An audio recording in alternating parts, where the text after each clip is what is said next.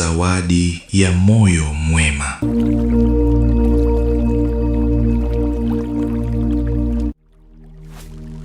Kulikuwa na dada mmoja, mrembo, mrefu wa wastani, mwenye rangi ya chungwa, mwenye tabasamu wakati wote. Alijulikana kwa jina la Neema. Aliishi katika kijiji kidogo kilichojishughulisha na uvuvi, ufukweni mwa bahari, palipozungukwa na miti mirefu ya minazi, pembezoni mwa jiji la Dar es Salaam, ambapo palikuwa na upepo mwanana uliokuwa ukivuma wakati wote, licha ya jua kali na joto lililokuwa likitawala wakati wote katika kijiji hicho. Maisha yake yalikuwa ya kawaida sana. Nyumba ndogo ya udongo ambayo ilikuwa na matundu, ambayo ilikuwa na hali ya kutaka kuanguka, ikizuiliwa na miti iliyoengeshwa kuzunguka nyumba hiyo. Na bati zilizokuwa zimechoka na kutu na matundu madogo madogo ambayo huonekana zaidi hasa wakati wa usiku wa mbaramwezi. Hakuwa na kipato kikubwa isipokuwa pesa kwa ajili ya kula, akikoswa akiba ya kutunza.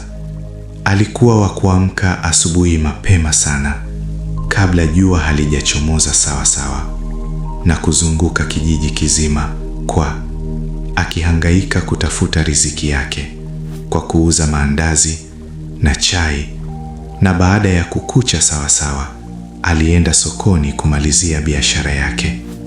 Lakini licha ya umaskini wake na kipato kidogo alichokipata kwa siku, na hata siku nyingine kukoswa kabisa, Neema alikuwa na kitu ambacho watu wengi matajiri hawakuwa nacho: moyo wa kujitolea, moyo wa upendo na moyo wa kuwajali wengine.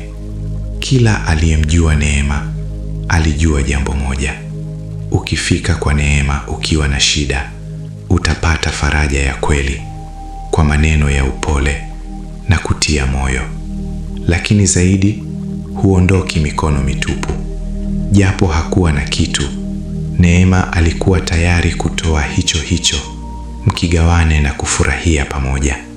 Zaidi ya yote, Neema angehakikisha anakufuatilia hatua kwa hatua, kukutembelea na kukujulia hali yako ikiwa utamshirikisha mapito yako. Kiufupi, Neema alikuwa akibeba mzigo wa wenzake kama mzigo wake, na kuhakikisha kuwa mnashirikiana pamoja kwa uwezo wake ili kutatua na kuweka mambo sawa. Bahati mbaya kwa Neema ni kwamba alipoteza wazazi wake akiwa mdogo sana. Hivyo ikapelekea binti huyu kulelewa na bibi yake, ambaye alimfundisha maneno mawili muhimu: mali si pesa, mali ni moyo. Maneno hayo yalikaa moyoni mwake milele. Kila alipokwenda, kila alichofanya au kila alichokutana nacho, alikumbuka na kutembea na maneno hayo. Asubuhi, Neema aliamshwa na alamu aliyokuwa ameweka kwenye simu yake ndogo iliyofungwa na mpira. Kisha aliinuka na kukunja kigodoro chake kidogo ili ibaki nafasi kwa ajili ya kuandalia maandazi na chai. Kisha aliandaa kupanga maandazi yake kwenye kindoo kidogo cha njano. Katika mwanga hafifu, alihesabu maandazi 5 kama kawaida yake kila siku. Baada ya hapo, alilifunga mlango wake wa bati na mbao na kisha kuficha funguo wake chini ya mlango. Alafu yale maandazi 5 aliyatenga pembeni, na baada ya kuzunguka aliyapeleka kwenye nyumba ya kulelea yatima ambapo aliwakabidhi watoto 5 kila siku. Kisha aliendelea na kazi yake hadi mchana na kurudi nyumbani. Watu walimwambia, Neema, wewe ni maskini. Acha kuapa bure. Utafilisika. Na kumbuka mtaji wako ni mdogo. Je, utaishije? Lakini Neema aliguna na alitabasamu tu. Kisha kwa sauti ya upole alijibu, leo nina kidogo. Kesho Mungu ataniongezea, alisema kwa imani kubwa. Japo alikuwa ameweka alamu yake kama kawaida, lakini awamu hii siyo alamu iliyomwamsha, bali ngurumo za mawingu mazito na mvua.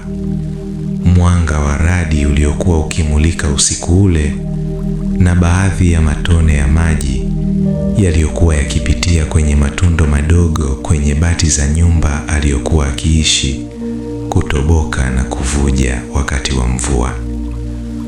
Lakini kwa sababu alikuwa tayari amekwisha andaa maandazi ya kuuza siku hiyo, alilazimika kwenda sokoni na mvua, akiwa na mwamvuli wake mdogo. Mvua iliyofululiza mpaka asubuhi, muda wake wa kazi. Mvua kubwa ilinyesha sana. Soko lilifurika maji. Watu walikimbia kuokoa bidhaa zao. Neema alisimama chini ya mwamvuli wake mdogo, akijaribu kufunika jiko lake lisizimike. Wakati akiangaza macho yake huku na huko ili kuhakikisha biashara yake na jiko lake vinakuwa salama, ghafla alimuona mzee mmoja mgeni akijaribu kuvuka mtaro uliokuwa umejaa maji. Mzee alijaribu kuvuka mtaro ule taratibu, akiwa anaushika mgongo wake kama mtu aliyechoka sana. Kwa bahati mbaya, liteleza na kuanguka vibaya. Kutokana na kwamba mali za watu sokoni zilikuwa hatarini kuloana na hata kupelekwa na maji, watu wengi walimwangalia tu. Kila mmoja alikuwa anahangaika na mali zake. Neema hakusita. Kwa wema na kuguswa sana na hali ile, aliachilia mwamvuli wake na kukimbia kwenye maji. Akamwinua mzee yule na kumpeleka chini ya kibanda kilichokuwa karibu na jiko lake. Watu walishutushwa na hali ile, walibaki kumwangalia kwa mshangao kile alichokuwa akifanya. Asiwepo hata mtu mmoja wa kumsaidia. Kila mtu alikuwa akihofia mali zake. Lakini mavazi ya Neema yaliloa kwa mvua iliyokuwa imenyesha, na tope lilimlukia na kusababisha kuchafua nguo zake, na maandazi yake yakanyeshewa na kusababisha kuloana na kuharibika. Lakini hakujali kabisa kwa habari ya mali zake wala mwili wake. Alijali usalama na uhai wa mtu mwingine ambaye hata hakumjua kabisa.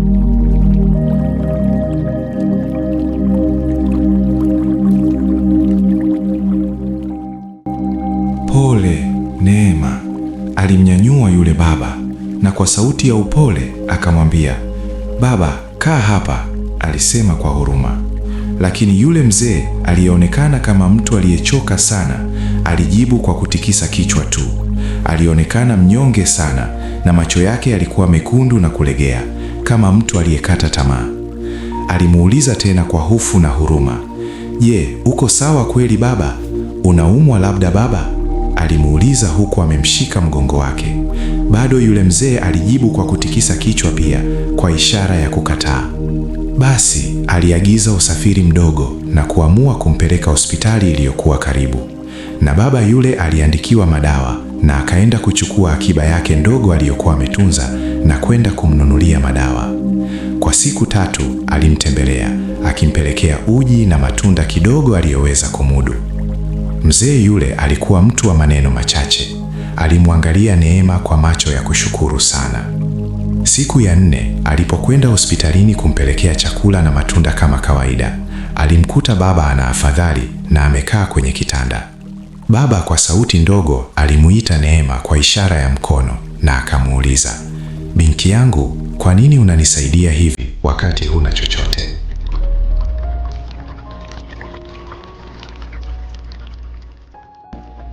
Neema alijibu kwa upole, kwa sababu siku moja na mimi nilihitaji msaada na mtu akanisaidia, huku akimmiminia uji kwenye kikombe na kumpozea kwa upendo sana. Mzee alitabasamu tu, huku akitikisa kichwa kwa ishara ya kukataa. Alipozewa uji na kupokea na kunywa taratibu, huku akimuuliza Neema historia ya maisha yake. Neema alimwambia maisha anayoishi, anaishi peke yake kwenye kijumba ambacho aliridhishishwa na bibi yake, na kwamba hamjui baba wala mama yake. Lakini aliendelea kusema kuwa ameishi maisha ya furaha kwa sababu upendo wa watu wachache umemfanya ahisi kama anaishi na wazazi wake wote na familia kubwa sana. Yule mzee aliguna kwa huzuni huku akitikisa kichwa, kisha akamuuliza, kwa hiyo hii biashara yako ya maandazi ndo unayoitegemea kunihudumia mimi na wewe mwenyewe kweli? Huku akimtazama kwa kumtolea macho kweli kweli. Neema alicheka sana na kumjibu, lakini baba, kwani kuna shida gani? Nina balansi tu, faida yangu inaweza kututunza vizuri kabisa. Huku akimtazama kwa tabasamu. Yule mzee alimalizia uji wake na kulaza kichwa chake kwenye kitanda, akionekana mwenye mawazo sana. Basi Neema alimuaga na kumwambia, nitapitia mchana. Sawa baba. Baba alijibu kwa kutikisa kichwa tu.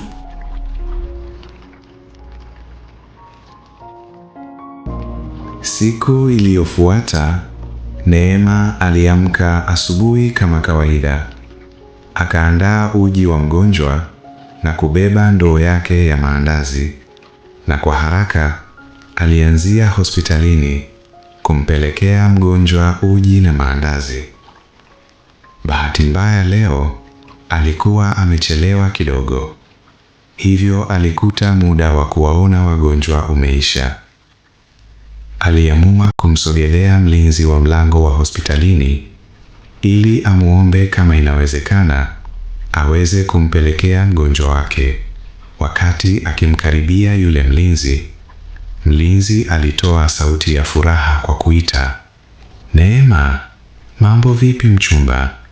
Neema alitabasamu kwa furaha akisema, kumbe ni wewe mteja mwehu. Nilitaka niombe ruhusa lakini sina haja tena. Yule mlinzi alimjibu kwa sauti, umeanza sasa? Haraka sana ni kuone hapa. Fika ndani na kurudi haraka, muda umeisha.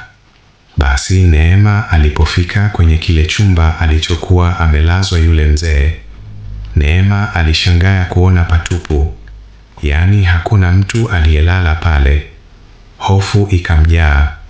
Akasubiri akihisi labda atakuwa ameenda maliwatoni, lakini muda ulienda sana bila majibu. Alizidi kuwa na hofu zaidi pale alipoona nesi anakuja na mgonjwa mwingine na kumlaza kwenye kile kitanda.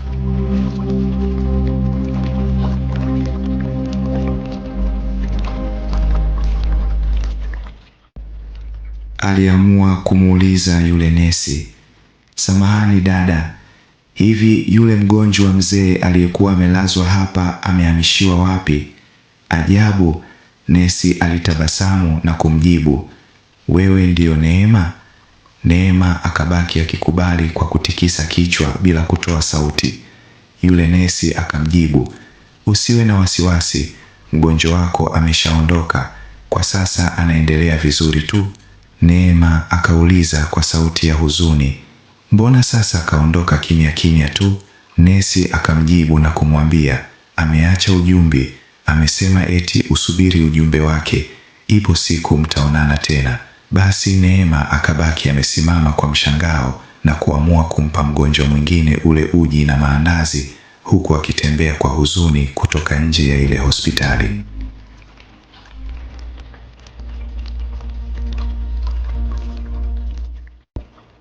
Baada ya ile mzee kutoweka bila kuaga, Neema aliendelea na maisha yake kama kawaida. Kuuza maandazi, kusaidia watoto, kutembelea wagonjwa. Miezi miwili baadaye, wakati wa mchana, jua la utosi likichoma kana kwamba umeweka pasi ya moto kichwani, gari kubwa jeusi la kifahari liliingia kijijini. huku likitimua kivumbi chembamba. Halikuwa jambo la kawaida kuona gari la kifahari mahali pale. Watu walikusanyika kwa mshangao. Watoto walianza kuitana huku wakisema, "Gari, gari, gari," wakishangilia kwa kuizunguka ile gari. Watu walikuwa wamesimama kwa umbali kidogo, wakichungulia kuona ni nani atakayeshuka humo. Gari ilisimama, na kwa muda kidogo mlango ukafunguliwa. Wanaume wawili waliovaa suti walishuka, wakawasogelea wanakijiji waliokuwa wamesimama kwa mbali kidogo. Na mmoja wao alikuwa Neema, akitoka kwenye shughuli zake, akiwa na ndoo yake ya njano kichwani. Wakawasalimia wanakijiji kwa hekima na kuuliza kwa sauti za upole, "Ni nani katika kijiji hiki anayeitwa Neema, ambaye anajihusisha na kuuza maandazi na uji sokoni? Tunaweza kujua anapoishi tafadhali? Tunaomba msaada wenu. Anaitwa Neema." Neema alishtuka. Watu wote wakamgeukia na kumtolea macho. Neema alibaki kinywa wazi, huku akiwa na wasiwasi, na kujibu kwa sauti ya chini yenye hofu na mshangao, "Mimi ndiye," alisema kwa woga na kutetemeka. Wale vijana walifungua mlango wa gari na kutoa kitu kwenye begi. Alimpa. Ilikuwa ni barua iliyotiwa muhuri.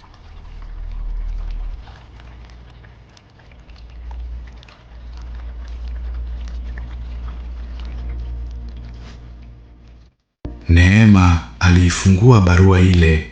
Alikaa kimya kwa muda kidogo. Alikuwa akisoma. Kisha taratibu machozi yalimtoka.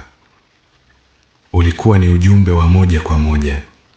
Ilikuwa ni barua kutoka kwa yule mzee. Kumbe alikuwa mfanyabiashara mkubwa aliyekuwa akitafuta watu waaminifu na wenye huruma kusaidia katika miradi yake ya kijamii.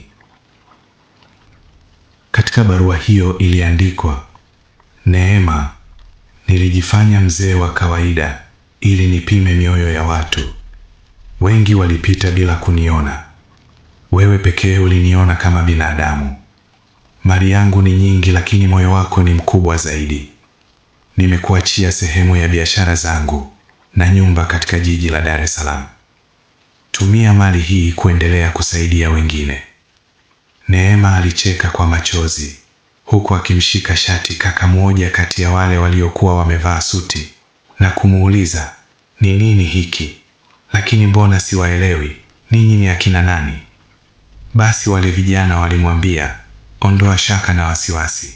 Sisi ni wema kama ulivyo wewe. Yule mzee rafiki yako uliyemsaidia anaomba mkakutane tena. Anasema amekukumbuka."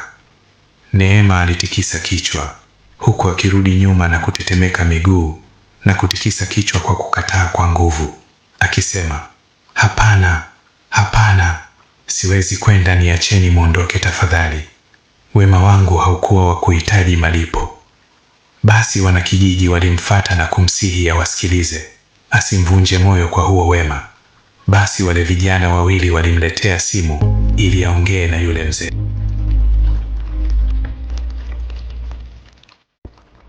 Mzee alisema kwenye simu kwa upole, "Neema, tafadhali na kuhitaji uje tuongee. Na kama huamini, chukua na baadhi ya wanakijiji wako kwa ajili ya ulinzi na usalama wako." Neema alifanya hivyo. Na alipofika hapo kwenye jumba kubwa la kifahari, alikaribishwa na familia ya huyo mzee. Alimkaribisha kama mtu aliyekuwa amemsubiri kwa hamu na furaha sana. "Baba," alisema, "nilifanya hivi ili kuwapa somo nyinyi watu wa familia hii, wenye viburi na dharau kwa vile mnavyovimiliki. Mmeshindwa kuwa hata wema kati yenu. Nyie ni ndugu, lakini bado mna ugomvi na kugombania mali ambazo hata hamjui mwanzo na mwisho wake." Baba alizungumza mbele ya familia yake, aliyokuwa ameiweka kama watu walio kwenye kikao kilichoitishwa. Kumbe baba yule alifanya kutafuta mtu kama Neema ili awe fundisho kwa familia yake. Baba kwa sauti ya ukali akatangaza, "Mali kamwe haijengi undungu wa ukweli, bali upendo pekee ndiyo hustiri yote." tena sio upendo wa kinafiki.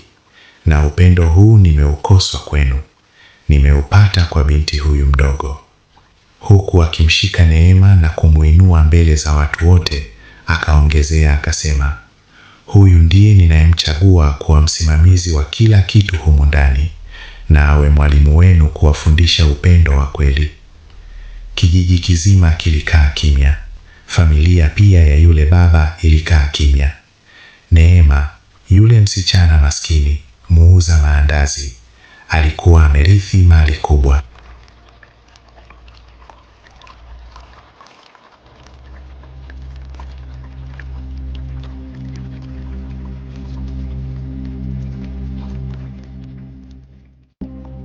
Lakini jambo la kushangaza halikuwa utajiri wake. Ni kwamba hakubadilika. Alijenga kituo cha kusaidia watoto yatima. Alifungua kliniki ndogo ya bure. Aliwapa mitaji wanawake waliokuwa wanahangaika kama alivyokuwa yeye. Watu walimuuliza, Neema, sasa wewe ni tajiri, kwa nini bado unaishi kwa unyenyekevu? Alitabasamu na kusema, mali haikunijia kwa sababu nilikuwa nataka kuwa tajiri. Ilinijia kwa sababu nilikuwa nataka kusaidia. Miaka ilipita. Siku moja alipewa taarifa kuwa kuna familia maskini sana kijiji cha mbali. Bila kujulikana, aliamua kwenda kama mtu wa kawaida. Alipofika, alikuta mama mjane mwenye watoto 3. Mama huyo alikuwa akigawanya sahani moja ya ugali kwa watoto wake, huku yeye akisema ameshiba. Neema aliguswa sana. Bila kujitambulisha, alimwachia msaada mkubwa na kuanzisha mradi wa kilimo kwa familia ile. Aliporudi nyumbani, alikumbuka maisha yake ya zamani. Alitambua kitu kimoja. Mungu hakumpa mali kwa bahati tu. Alimpa kwa sababu moyo wake tayari ulikuwa tajiri.